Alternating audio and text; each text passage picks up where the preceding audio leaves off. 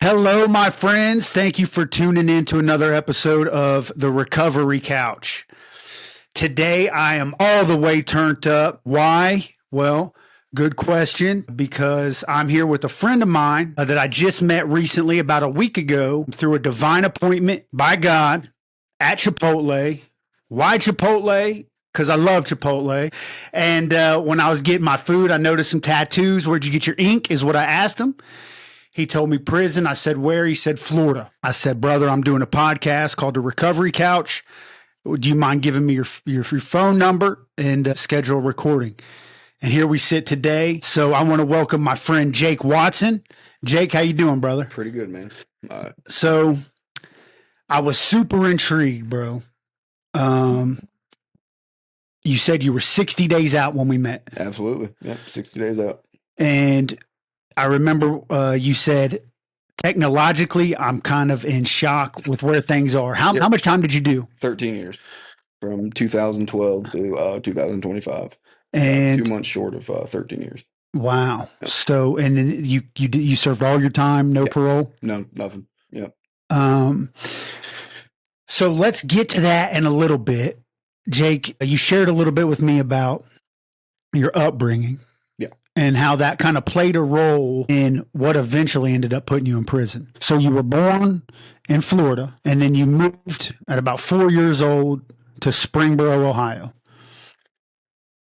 Tell us about your move from Springboro back to Florida and just kind of what you were introduced to and how everything started spiraling, I guess. Okay, so the whole reason I moved back to Florida was because I got in trouble at school.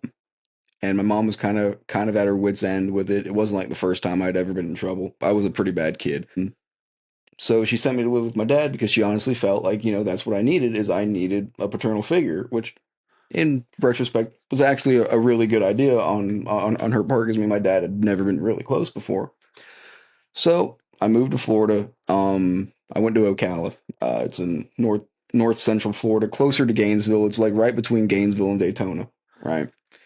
But like when most people picture Florida, they think of Disney, beaches, and everything. When I think of Florida, I think of swamps, backwoods, dirt roads, trailer parks, and that's because that's what Ocala is. So I went to a new school. I had no money. I had no job, nothing like that. I had no friends, and my dad was real strung out on pills. And I ended up lifting a couple Percocet from him and sold them at school. And instead of him getting mad when he found out, he said, "Hey, you have a market. Do something with it." And that's exactly what I did. That went on for about a year or two. And then I got into shake and bake meth. A buddy of mine that I was selling pills to had got into it about a year before me. And he said, "Hey, listen, I have this really good way to make really easy money for, $50. You can flip it and make, 200 or 300 off of it." I said, "All right, let's do it." And he taught me how to shake and bake. And I ended up doing really good at it, actually. And got strung out, started doing more to stay awake longer to make more money, and next thing you know, let's unpack a lot of that, Jake, because there's a lot there. Thank you for opening up on stuff that a lot of people it takes them a while to open up on. So, how old were you when you lifted the pills? Maybe 15. 15. Yeah. And what what made you do that? Curiosity, yeah, because my dad seemed to do pretty good selling them, like we might have lived in a single wide, but he had a brand new truck, always had, he was a big gun guy. So he always had whatever, something new came out from Glock or SIG or whatever. So I was like, hey, I kind of want in on that, And so what you were observing, you saw him selling pills before you lifted. Definitely. So you lifted the pills to sell them, or you lifted the pills to use them? Sell them. Yeah, sell them. Opiates had never really been my thing before. And I've dabbled with them, and uppers. So you're 15 years old. You lift the pills. Instead of your dad getting mad, he says, "Look, let's be a team. You sell these, I'll sell these." Loaded to the hilt with as much ammunition and firepower as we need. And then one of the buddies, and this is me. Correct me if I'm wrong. While you're selling pills, you meet somebody that introduces you to shake and bake. Yeah. Okay, so this is one of the people you were selling pills to? Yeah. It was a guy that I had gone to school with, and he had dropped out around roughly the same time I did, so we spent a lot of time together, only two kids out there in Ocala that really lived close enough to hang out. So yeah. And did you find it easy to? Did you think it was like a good market? Was it a good market for pill selling? Were the 15, 16-year-old kids buying pills like that? It was an incredibly good market. And yeah, it was pretty good. Percocets at the time were going for like $3 or $4 a piece out there, and I could easily make fucking at least $200-300 just between fucking the school week, which was enough to put something in my pocket. You know, it wasn't like seriously moving nothing, but when I got into meth, that's when I really started making the money. Yeah. So $2 or $3 a pill. Oh yeah, Fives, perk fives. fives, yeah. Fives, tens. The market was kind of different out there. It's not like, you know, the more populated areas. There's a lot of pill mills and that were active around that time. My dad used to doctor shop, so yeah, we could afford to do a better deal. So that's how you were getting so much business. Yeah. Other people were probably charging $1 a milligram, and you guys are going at $1 or $2 under a milligram. Yep.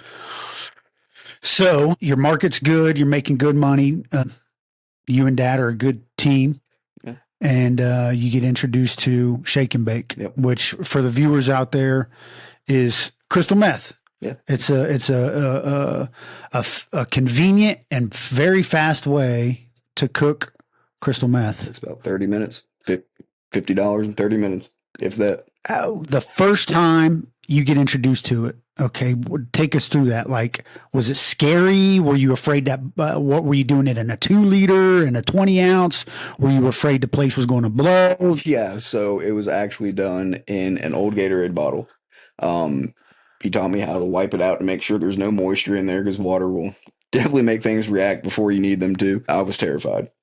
I was absolutely terrified. Well, how's it when it's cooking? What's going on with that bottle? It gets real warm, kind of expands a little bit, and the reason they blow up is the mouth also will expand, and you can't uncap it in time because you have to uncap it to gas it. It was like holding a live grenade. It does look really cool on the inside, though. Like, it makes you feel like you're Harry Potter making potions. I ain't gonna lie.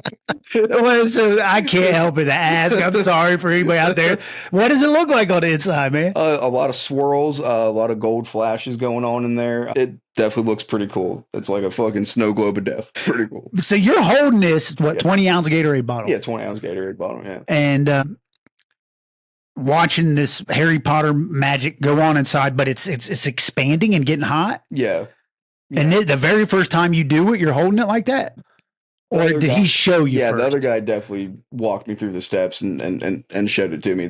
For about a good 6 months, I couldn't do it on my own. I would prefer not to do it on my own, just in case something did happen. So I would either call him, I'd call one of the women that we would sell to, like, hey, listen, come over, help me do this. I got you. And then eventually I got to the point where I would literally just pay other people to make it and just sponsor them pretty much. Wow.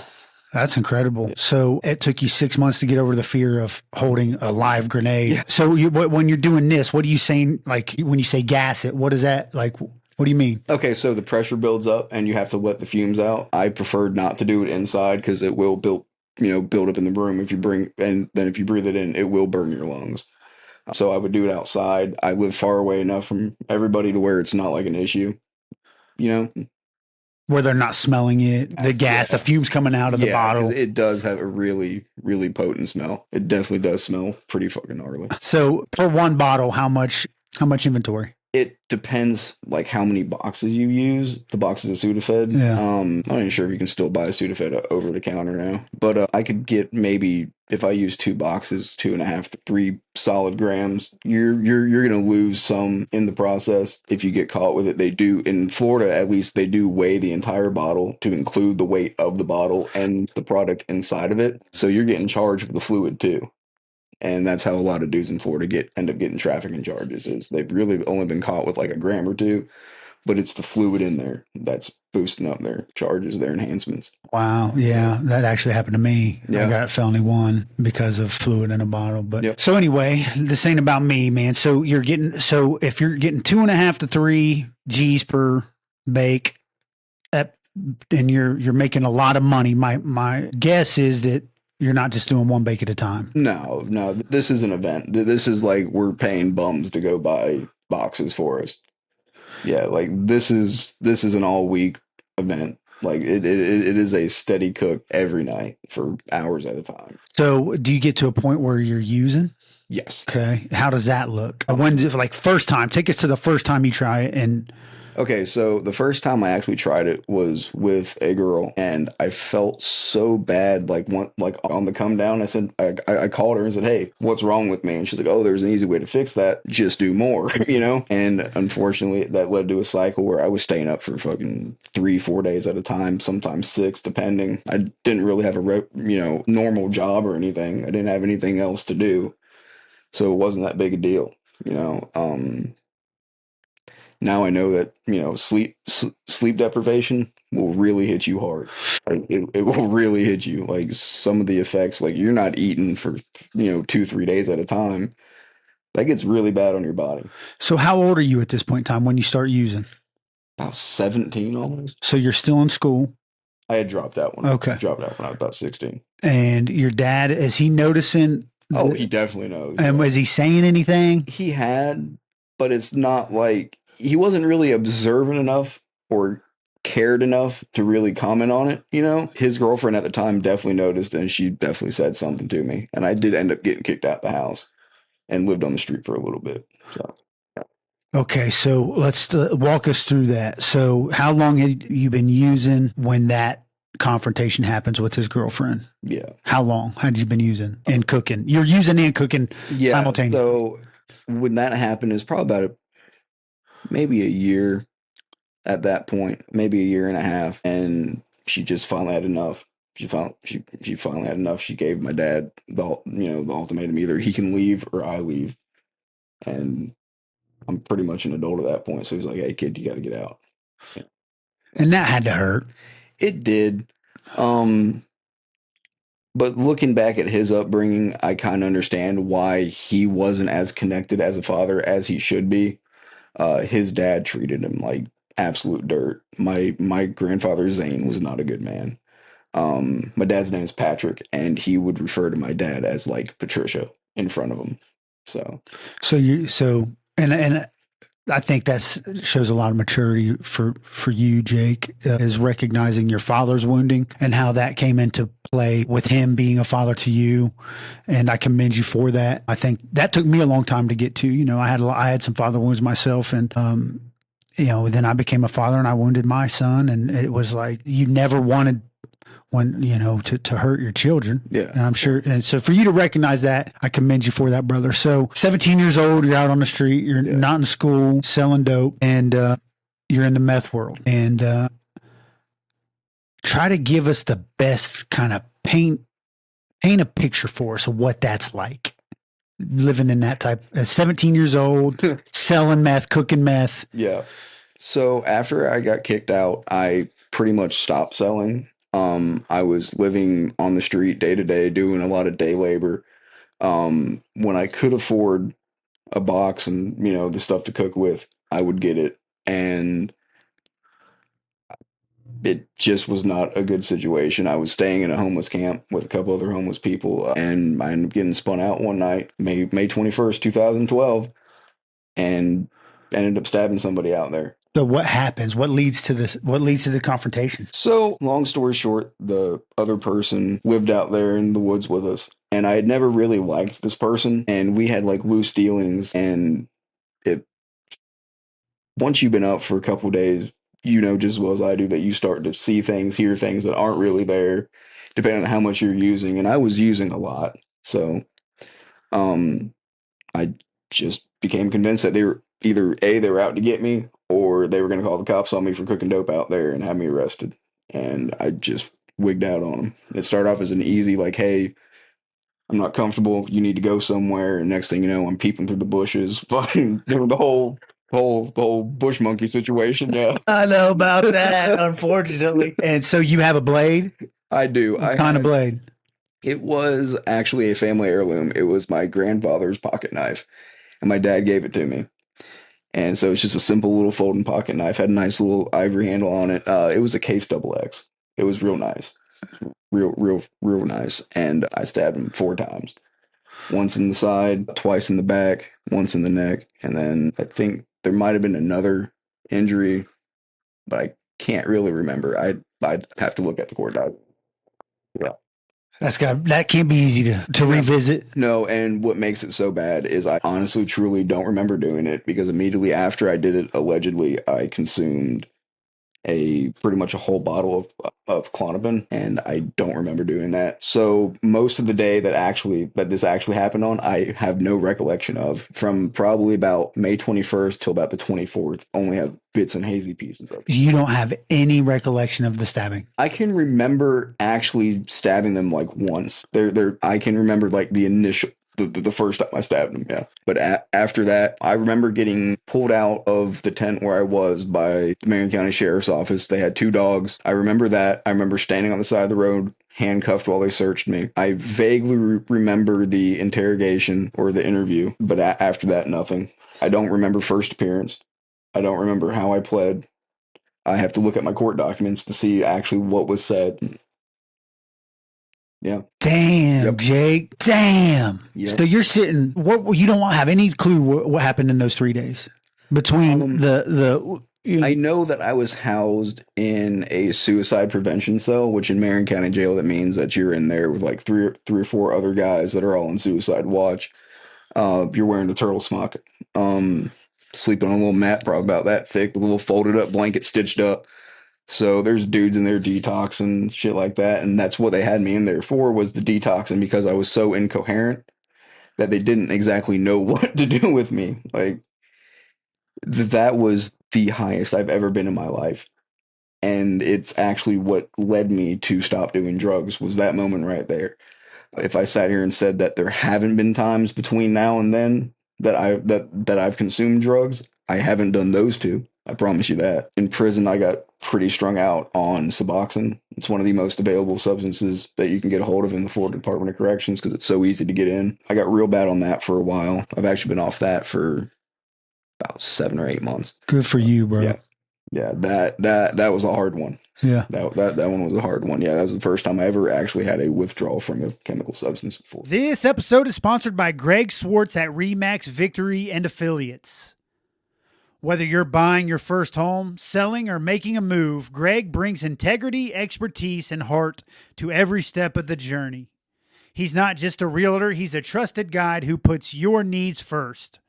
Call Greg today at 937-477-8975 and let him help you find your next home.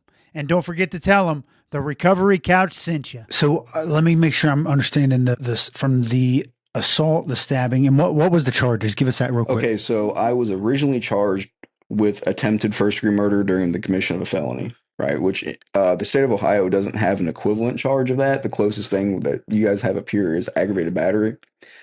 So basically in Florida, they can charge you with attempted crimes. So if you attempt to rob somebody but you fail, you get charged with attempted robbery, even though it would simply, in this state, probably be like an aggravated battery or an aggravated assault or like a menacing charge or something like that. I was also charged with battery on a Leo because apparently at one point I kicked one of the deputies that came out there to arrest me. I don't remember doing that, but it sounds like something I would do. So I didn't argue with that. Yeah. Sounds like something I'd end up doing.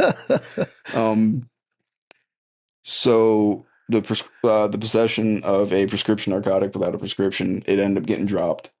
I pled out to just the attempted murder and the battery on a law enforcement officer. My sentence was 15 years, which was it was 15 years for the attempted murder, 5 years for the battery on a Leo. They ran it concurrent.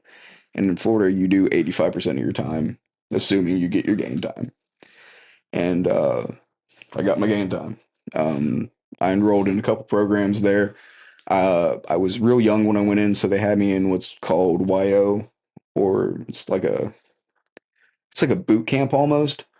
But it's not really a boot camp because everyone in that program is over the age of 18. So they don't do like the PT that they would do at a boot camp. You're just housed separately from the mainstream population. So like an actual military boot camp. Yeah. It was kind of like that. We had a slightly different uniform. Instead of wearing the regular blue uniform that they wear down there, we got the blue uniform, but we had a red stripe on our pants and a red hat. So. Wow. So public defender? Yes. And the first time he came at you with, what was the first 50 years. 50 years. And I said, well, that's like 3 times as long as I've been alive. I don't think I'm going to take that. Yeah. And he came back a couple weeks later and said, how about 30? I said, absolutely not. That makes no sense to me. Like, it makes no sense. Because I was young and I didn't comprehend fully what I had done and like the ramifications of it, you know?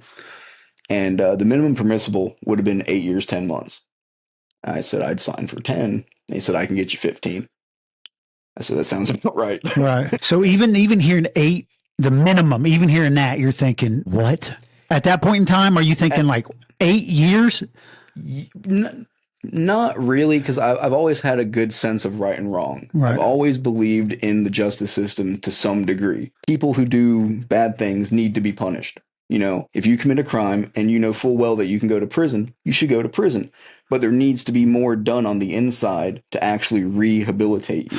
I was expecting like actual reentry programs and stuff. 3 weeks before I go home, literally 21 days, they give me a booklet, tell me to fill it out, and that's my reentry program. Right. I've been gone for almost a decade and a half since I was 18, and you expect this to fix everything I've been through in here. You expect this to fix institutionalization.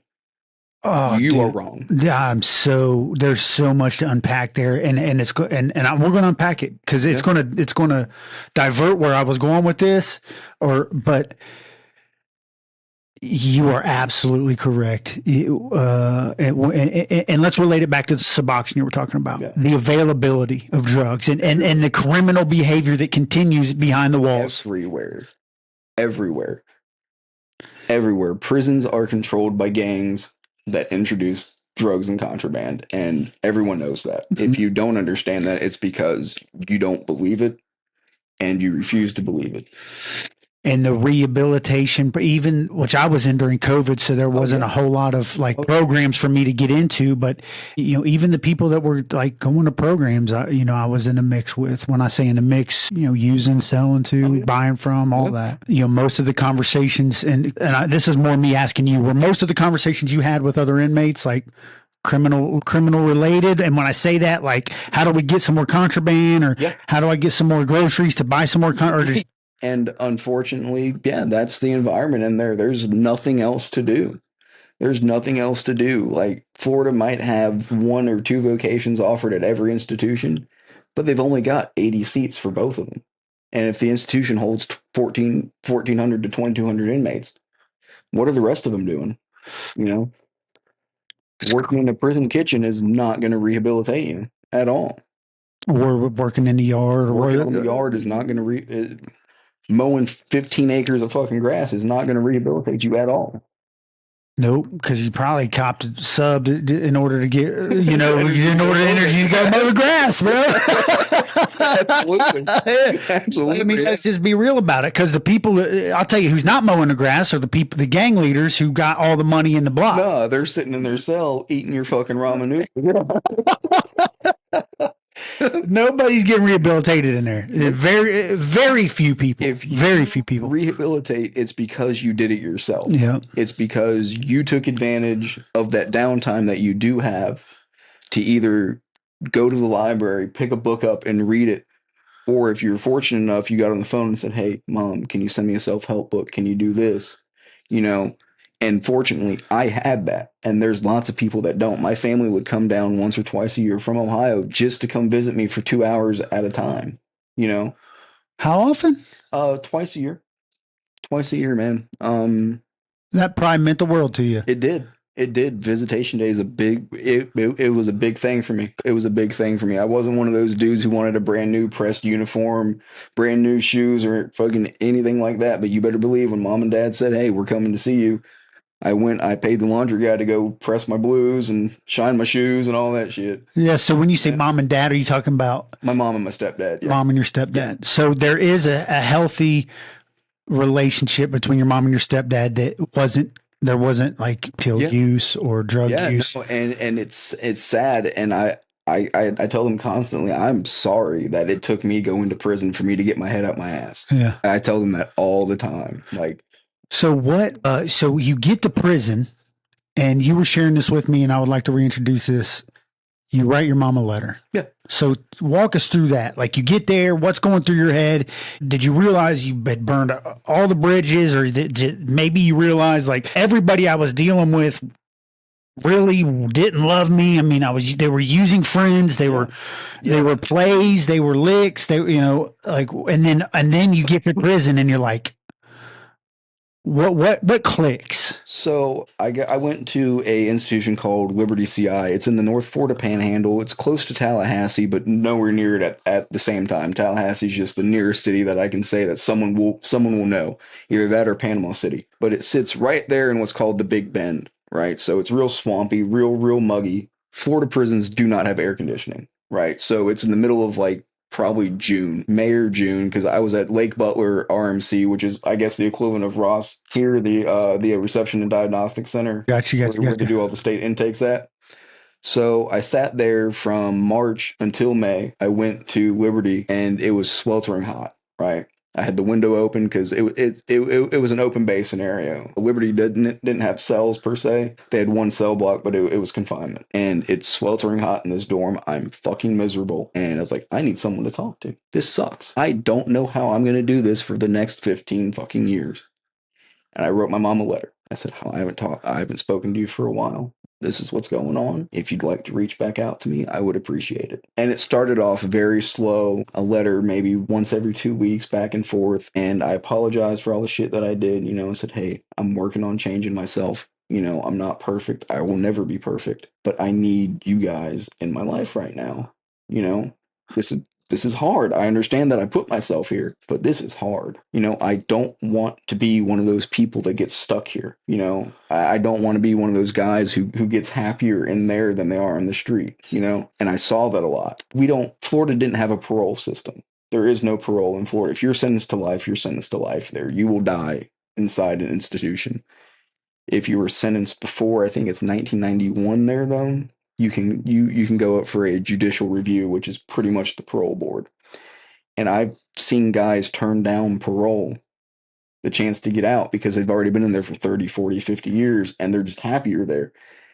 There's nothing happy there. There's nothing there. I cannot imagine doing that for the rest of my life. That would drive me insane. Even the decade and almost a half that I did, I didn't know if I was going to make it at certain points during the middle. It gets overbearing. I understand that I'm here, that I did something really, really bad, but this is excessive. Well, and Jake, not a lot of people realize they did something really, really bad. Even I was justifying when I was locked up in prison. I was justifying like, this is too much time for what they caught me for, not realizing like I was really out there acting a fool. Yeah, it's all the other stuff that you didn't get caught for that should be thinking about like, shit. This is my chance to make something out of myself. This is my chance to turn that around so I don't have to do this for that much longer. Yeah. So you write this letter. Yeah. And were you emotional? Was that an emotional, like when you were put the pen to the paper, did it stir up emotion? It did. I got angry because I kind of blamed her for sending me to live with my dad, knowing the type of situation I was going to be in. The same reason that you left, it's still happening. So what I'm going to, So that's why she left him. Yeah, because he was incredibly abusive to her. He hit her, stuff like that. And she got out of there. And for a long time, my thinking was, you can't possibly care about me if you knew what you were sending me to. Wow. You left. Why send me back? And it's because she literally didn't know what else to do with me. She told me recently that she contemplated sending me to a boys ranch, but she needed my dad to sign the paperwork, and he wouldn't sign the paperwork to actually have me sent out there. So she said, well, the next best thing was, if I thought, the wilderness and being out there in the sticks would help you, we got somewhere in the sticks we can send you. And that's exactly what she did. So it sounds like that conversation with your mom today helped heal some of that anger at some point. Like, let me hear where you're really coming from, Mom. And I think honesty and vulnerability, like even when it's tough, like, hey, son, this is what I felt like I had no other choice. You got to see it from my perspective. Yeah. That sounds like that was good for your understanding of, why she sent you down there and helped you not to blame her for what you ended up going to prison for on your own, which shows a lot of maturity for you, Jake. I want to make sure you understand that, because not, especially when we start to blame other people, man, we can tend to just sit on those resentments. And even when like we think we've forgiven them, to kind of double back on that. Well, no, it's your fault. So good for you, man. So you write that letter, you send it out, and then how long does it take before she sends something back? Probably about a week, but she might have wrote back sooner. But obviously, prison mail channels suck. They have to review all the letters. They read them. That I don't know. At least in Florida, for a while, we could actually get paper mail, and then they changed that a couple years ago because they gave us tablets. So now what they do is they scan it and then they send you an electronic copy. But I had letters take as long as a month to get there that she wrote literally the day after she got the letter from me. So she responded fairly quickly. Yeah. So she wasn't begrudging. She was probably just a mother whose heart was just hurting for her son. And what was her letter like that she sent you? What did it say? And how did it affect you? So basically the first letter, she wanted to know how, like, obviously how I was doing, you know, if I was holding up all right. She didn't apologize for sending me because obviously she made her choice and she firmly believes she did the right thing. And honestly, she did. She really did, because if she hadn't, I would have never had the learning experience that I got from going to prison. I was kind of sad, you know, it was very touching that she wrote back. It was kind of hard, you know, hearing from her after going so long without actually communicating. And I immediately sat down and wrote back. Like, as soon as I read it, I was sitting there at the table writing. When you say sad, it stirred up. Oh, yeah. So would you let him go in prison, the tears, or did you hold him back? Okay, so when I was an open bait, no, because I didn't want to be perceived as weak. One, I'm a 19-year-old white kid. I weighed like $120. Yeah, you probably went in weighing nothing, did you? Yeah, dude. I had a black eye 8 days out of the week because I just did not understand that white people cannot touch the fucking remote. Yeah. I did not understand that. Like, if I wanted to watch Family Guy, that's what we're watching. Yeah. I would take all the consequences behind it, you know? This is what we're watching.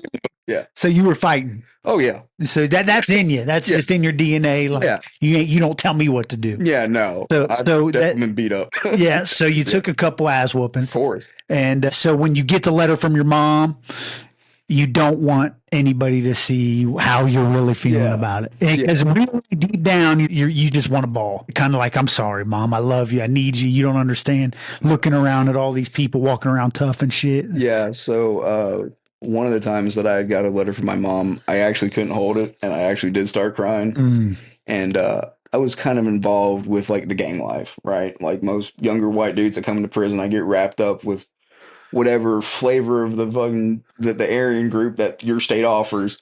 That's what I got wrapped up in. And one of the older brothers, he came over and said, "Oh, you're crying?" I'm like, "Yeah, I just got a letter from my mom." He's like, "You want to suck on my titty, boy?"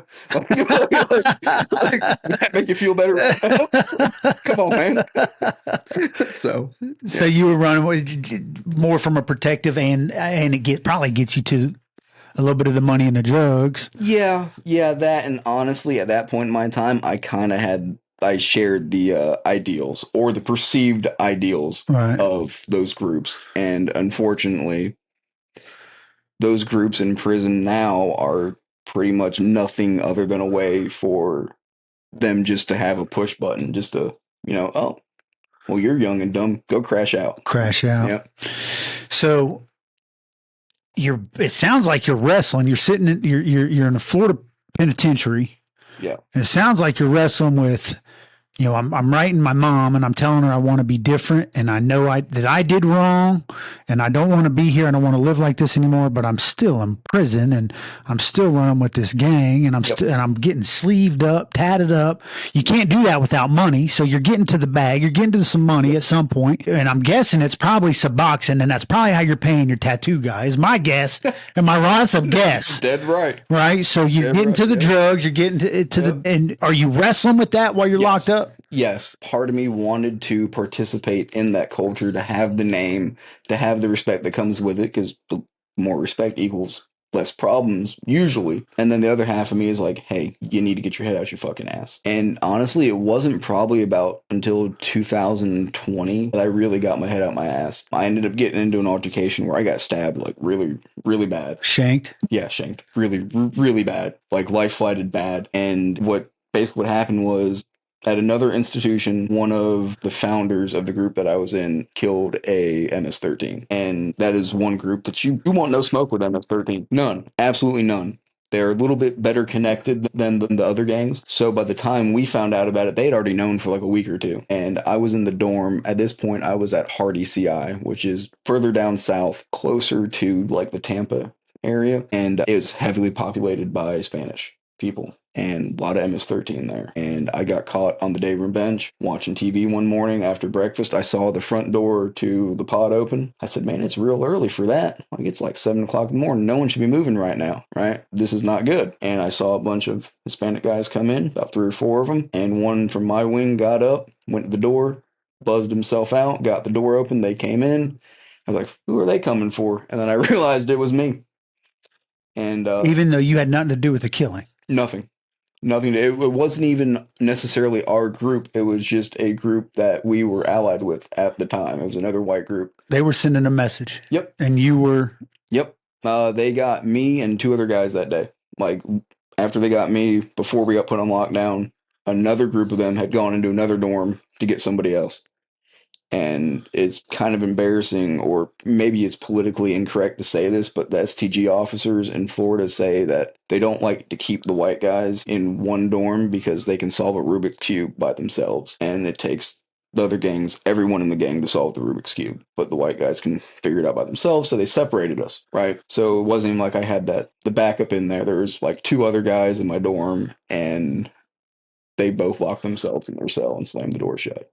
So you were considered in the Florida State Penitentiary. They had, well, I'm guessing they had pictures of your patch. Were you patched up? Yeah. So you were a known gang member. Yeah. Yeah. I do have an STG file. It's on the Storms management system, which is a federally recognized gang roster. I was a dirty white boy, which is it's a group that in the federal system has been absorbed into the larger United Aryan Brotherhood. But in the Florida system, there's still some guys that are in the state system that are still DWB, and they do actively recruit. So the MS-13s, I'm guessing they're probably patched up somewhere. They know you're patched up. Yeah. So this is like a actual pretty well known person. Like if someone said my name, like, oh yeah, he's over in B3 or whatever. They knew who I was. What were they calling you? Psycho. Psycho. Yeah. My dude, man. My dude. Yeah. So you was crashing out. I definitely was a push button. Yeah. Yeah. Yeah. Well, and I'm not saying that like that was. I'm saying you probably were volunteer. It sounds like if they were calling you psycho, bro, you was doing some shit. It wasn't that I volunteered for it. If someone else didn't want to do it, I'd be like, okay, well, you're supposed to do this. I'm going to go with, and then if you're too chicken shit, I've got you. Yeah. So you was really in there. Handle that when we get back. You was putting work in. I have, yes.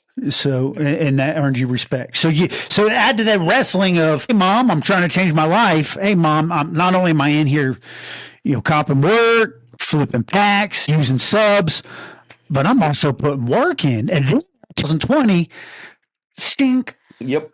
It came back. Yep. And I went to Tampa General Hospital, got stitched up, surgery and all that fun stuff. And they shipped me to a prison all the way back up there in the Panhandle. And it was more of a lockdown facility. Like it only had like 4 dorms on it that were open population, and I was in one of those 4 dorms. And then it was restricted movement, meaning that only those dorms are out with each other. So instead of going to the yard with the whole institution, you would go with just your dorm or the dorm that was right next to you, and they let you both out on the yard. So it was a smaller environment. You couldn't really get to people the same way, and I ended up fucking up there. So I've got a major problem with pedophiles. I cannot stand them. They bother me. And most of them knew to stay away from me. Like I made it very well known, like, dude, please, you bother me. Do not be around me. And there was one, when we got our JPay tablets, right? You could get on this app called Pando. which is a it's like a Bible based app. There's lots of church videos, sermons, but there's also videos of these churches going to like parks, water slides, and stuff. And this guy was sitting in his bunk watching kids go down a water slide, and I knew he was a pedophile. And I said, "Hey, bro, can you not do that? Like, you're literally right next to me. Can you please not do that?" And he basically said, "Yeah, I'm gonna do what I want." I said, "Well, I'm gonna do what I want," and I beat him for like 3 minutes. And I ended up going to close management, which is like the shoe kind of, but it's not called the shoe. It's called close management. It's actually at Florida State Prison, which is in Rayford. And I spent like a year and a half there because would have been about a year and a half. And then I went to Columbia CI, which is where I EOS'd from. This episode of the Recovery Couch is brought to you by my friend JB Davis at Performance Chrysler, Dodge Jeep Ram in Centerville. I know JB personally, and I can tell you he's the real deal. He's honest, he's dependable, and he's committed to treating people the right way. So if you're looking for a vehicle and you want to work with someone you can trust, call JB at 513-267-5225 or stop by Performance Chrysler Dodge Jeep Ram in Centerville and tell them the Recovery Couch sent you. So you went from open bay to a lockdown cell. Yeah. So probably less action, gang action and shit. Yeah. There's less movement. Yeah. Yeah. And that gave me a little bit more time to think to myself, like, hey, is this really what I want? That's what I'm getting at. Like, is this how I want to spend the rest of my life? You know, potentially I could have really hurt that dude and got more time. Is this really what I want to do? You know, all these times that I haven't been caught for something, or I've been caught and just done, 90 days in confinement, or, 60 days in confinement or whatever. That could have been years. That could have been an extra 5, 10, 15, 20 fucking years. I could be stuck here. Mm-hmm. It's time to really do the evaluation. Like, is this what I want?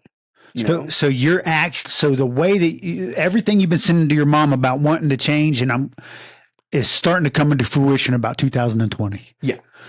And you're looking at, for the first time in 10 years at this point, you're looking at like the light at the end of the tunnel. Yeah. It's when the release date actually started to seem real, because I made the mistake that a lot of people make. I think when you first come in, I did a lot of thinking about what I wanted to do when I got out. Like, I sat there and I thought about that a lot. And one day I just said, well, this is making it drag out. I'm going to stop worrying about that. And I'm going to start worrying about what I'm going to do tomorrow. And I got wrapped up in just living in prison. I stopped thinking about the outside world for years. Like, there's a point where I didn't even dream about being outside of prison. And if I did have a dream about being outside of prison, I was scared in the dreams. I knew I should be in prison. I didn't want to get in trouble for being out of prison.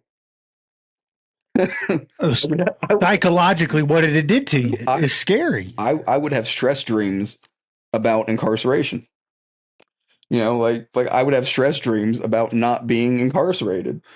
It was not good. Oh my it was goodness. Not good. Yeah. And then, just as well as I do, that mental health services in prison are not what they should be. They're just going to prescribe you one of 4 medications. You're either getting Zoloft, Effexor, Cymbalta, or fucking Halidol. Halidol. Yeah. Man, I've watched people just turn into zombies on Halidol, bro. I watched a dude die on Zoloft. No kid. I watched a guy die on Zoloft. Yeah, because it has a mild stimulant effect.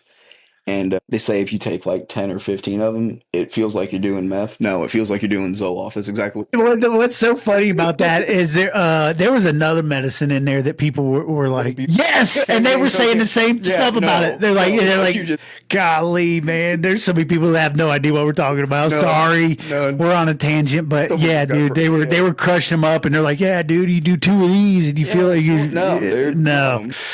That's nasty right there. Yeah. The look on your face said, that's really unpleasant. I don't want that experience, man. Oh, we are not promoting this at all, but there is just a reality behind these walls. And if there's especially anybody, like any kids or like young adults out there, man, I hope you hear this stuff and it's not attractive, because it is the worst lifestyle. It's a bad environment. Like it's super unhealthy. I don't know. Did they have K2? In prison? Everything. Oh my God. Everything, bro. Weed, meth, Suboxone, K2 and tobacco. I've watched dudes sell everything they own and then stuff that's physically attached to them for some fucking K2, man. That is some gnarly shit. Yeah. That is some gnarly shit, man. So finally, 2020, you're like, I don't want. Probably part of you is thinking, I don't want to get stabbed anymore. Yeah. I'm sick. Just, I have a release date coming up. It's kind of like I can kind of taste it a little bit. Yeah, like I can And almost.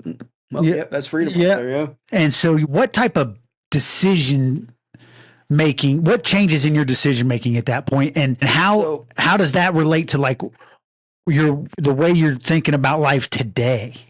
Okay, so towards the end of my sentence, I started to do a lot more reading.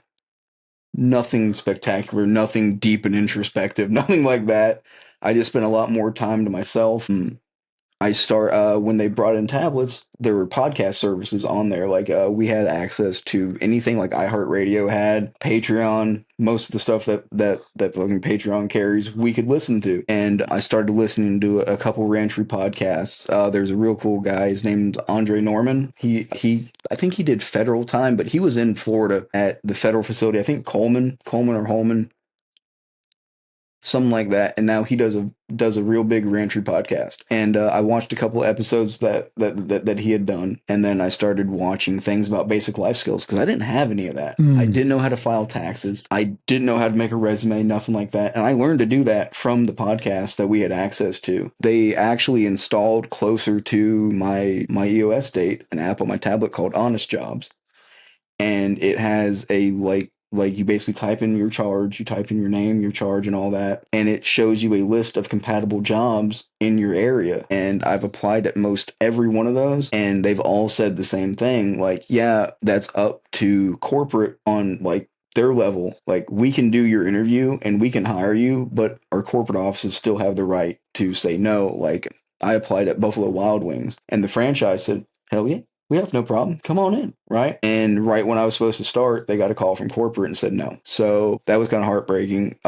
McDonald's, the one over there in Springboro, they were going to hire me, but because they're a privately owned franchise, their owner, like not even like the store manager or like anything, the guy that owns it said no. So that Chipotle was actually like really cool about it. Like I went in there and I said, "Hey man, listen, I just got out of prison. I really need a job." And they were totally cool with it. But anyway, Shout out Chipotle, bro. yeah, Chipotle. Shout out Chipotle. Yeah, for sure. yeah. So I watched a lot of those or listened to them, watched them. Spent a lot of time in the prison library, just getting away from everything. Separate like any chance that I got to get out the dorm away from like just away from the chaos, I would take it. If they called yard, I'd never been a real big yard guy. I used to hate it. Yard used to be mandatory when I was involved in the gang life. You had to make the appearance, And I used to hate it out there, but I would spend more and more time out there. I'd find a little corner up under a pavilion or at a picnic table, or whatever, and I'd read. I'd stay away from everyone. I'd work out, just trying to get away from the day-to-day grind of being in there. I volunteered for a job with the like the yard maintenance crew, which between the fences in Florida, they have this big run. They call it the dog run because they used to actually keep dogs out there. But I would go out there and I would volunteer just to rake it out and get the weeds out of it and shit, just to get out of the dorm. So, anyways, I got my GED real early into me being in prison. So I took that opportunity when they said, "Hey, we need someone to come up here to the GD class and help teach or help people with their work." And I took that opportunity, and I would go spend a lot of time doing that. Serving other people, helping other people. Did you find purpose in that? Did it make you feel like I did actually? A lot of the dudes that they would have in the GD programs were younger kids that didn't want to be in there because I don't blame them. You're already in prison. Now they're telling you what to do even more. I get that. But in the long run, this is going to help you. You don't have to do the work. You don't have to get a GED, but you're going to feel better when you do. It's going to give you that little bit of achievement. And sometimes that's all people need is that little bit of motivation. Like, wow, I just did this.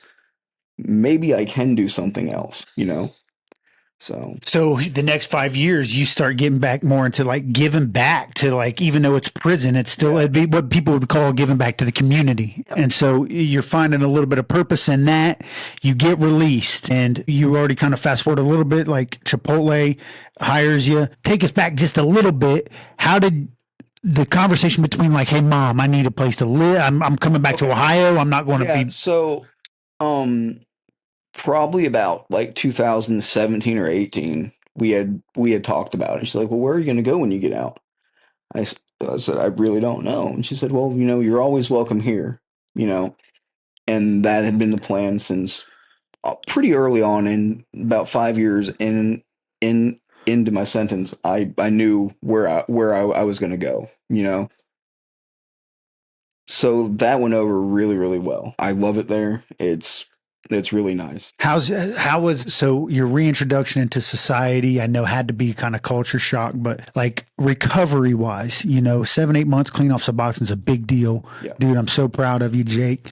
Stay strong, keep that up. But what are some of the silent battles you're fighting today? Like where you just like makes you kind of want to slip into your old ways. I get overwhelmed in very crowded places, like grocery stores. If someone gets too close to me, it bothers me. But they don't understand that I'm used to, having that arm's distance reach between me and other people, that safety bubble, the personal bubble that everybody in prison wants. If someone enters closer than you're comfortable, you quickly tell them like, "Hey, dude, can you back up a couple inches? You're way too close to me right now." But people out here, they don't understand that I'm accustomed to that. Technology has been real confusing for me. One of the first times I went shopping out by myself, I didn't know how to use my bank card because I had never done the touch before or the insert, like the fucking chip insert. Swipe. It didn't offer a swipe. There was no option to swipe. So that's why when people come into Chipotle and they get confused with the card scanners, like, I get it, man. I get it. I get it. This is baffling. My interactions with other people. I get frustrated very easily with them. Like, I'm not used to having to explain myself more than once. If I say something, it's what I mean. In prison, you usually say something once, and if someone doesn't understand it, they're probably too stupid to understand, or there's a reason that they're just ignoring what you've said, and you go to the next, option there. But I don't know. Maybe it's people are more entitled now. Like I've noticed a lot more like people in grocery stores will just swing their cart around, cover up the whole fucking aisle, like, this is my aisle and you're not going to pass. You don't do that. That's rude. You know, like I'm used to thinking about my space and how it's going to interact with someone else's space. And it's like they don't do that out here. That's crazy you say that because there was something about like people had almost better manners, and it's crazy to say because the same people would crash out on you or they might stab you if you if you don't have manners towards them. Yeah. But in prison, like people, I felt like people were more honest. They'd be like, "Yeah, I fucked up." Like out here, people be finger pointers and like, no, well, if it's your fault. Yeah. Oh. But people in prison be just like, yeah, I mean, I stabbed dude or yeah, dude, I punched dude. He fell, hit his head in the corner. This was one of my bunkies. Fell, hit his head on the corner, and he died. Now I'm in here for life. Yeah. And not making any excuses. I didn't have to read through people's bullshit. Like I just and they, it was like you give me respect, I'll give you respect. Yep. Out here, it's a tough thing for someone coming out of prison to adjust to. Yeah. Is that what you're saying? Yeah. Like it's almost like I took it personal for a long time when people would, so let's say to use your example, cover up the aisle at the grocery store. They just don't know. I'm thinking that's disrespectful as hell, bro. They just don't know that it's disrespectful. Like no one's ever had to have that conversation with them. Like, hey, there's other people that are going to be here, and you need to be aware of where they're trying to go. You are now impeding someone from doing what they need to do, and you need to recognize that. Yeah. Yeah. It's crazy. I can share that with you. That blew me away too. So there's still some silent battles and stuff. Yeah. What are you doing for your recovery today? Like, are you working a step program? Are you attending meetings? What kind of fellowship do you got? What type of, do you have people to call? Yeah. Support system? What's all? Someone that I knew before I went to prison, she is sober today and she's doing really, really good. And we'll sit there and talk. We'll just talk about it. So, sometimes we'll swap stories like, damn, aren't you glad we're not doing that anymore? Like, now, don't you feel like a fool peeping out the windows at 2:00 in the morning because you think the FBI is in your scrubs? Like, don't you feel better that you're not doing that now? Like, was this one of the girls from Florida? Yeah. Yeah. Was this the one that you used with for the first time? No. Okay. No, just you don't have to get into that. It just no. But she is she's an ex, and we didn't leave on bad terms. It was just a mutual decision. Like, hey, we probably shouldn't do this. And really good friends now. So. And let me ask this: what type of influences, aside from seeing your dad sell drugs and have guns, what type of other influences? Was it like pop culture? Was it music? Were there other influences that made you, that attracted you to the life of selling drugs? I wish I could blame it on stuff like that. It was just me being a hardhead. It was just me being a little punk kid, man. It was just me wanting to do the next shocking thing, and the next shocking thing just happened to work out for me. I love that honesty. I truly do. What advice would you give to anybody out there, at any teenager that looks at this lifestyle like it is polarizing, that rappers make it sound enticing, or that they watch a movie and they see somebody doing drugs and it looks fun? What type of advice would you give to a young person today about that lifestyle?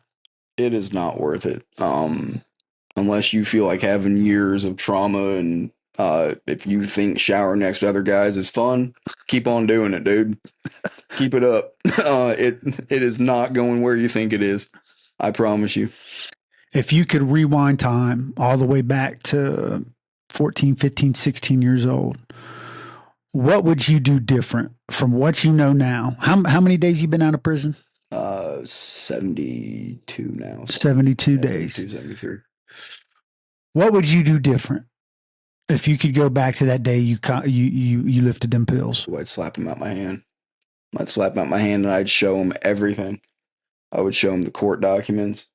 I would show him his DR history from prison. I would show him how many times he moved, how long it's going to be, the amount of money your family's going to spend coming to travel to fucking see you when they don't have to. The hours that you spend in your cell wishing you weren't there, all the things that you're going to miss. Yeah, no. So I just want to thank Jake for coming on the show. This is as honest of a conversation as I've had in a long time, and which Jake makes it look easy. It's not easy. It's not easy to talk about using meth. That's not an easy thing to talk about. There's such a social stigma. It took me a long time to be able to admit that, like, hey, man, that crystal meth made my life spiral into a place that, like, I'm lucky I came out of. So I want to thank you, man, from the bottom of my heart. Oh, thank you. We just love to have real conversations. I think honesty and vulnerability are such a vital piece of our healing process, because the more we try to run and hide from the crazy parts of our life, the more sick those crazy parts of our life make us if we don't talk about them. So I just want to thank Jake again for being an awesome guest. I want to thank everybody for listening. Tune in next week. We'll have another great discussion for you. Until next time, this is the Recovery Couch.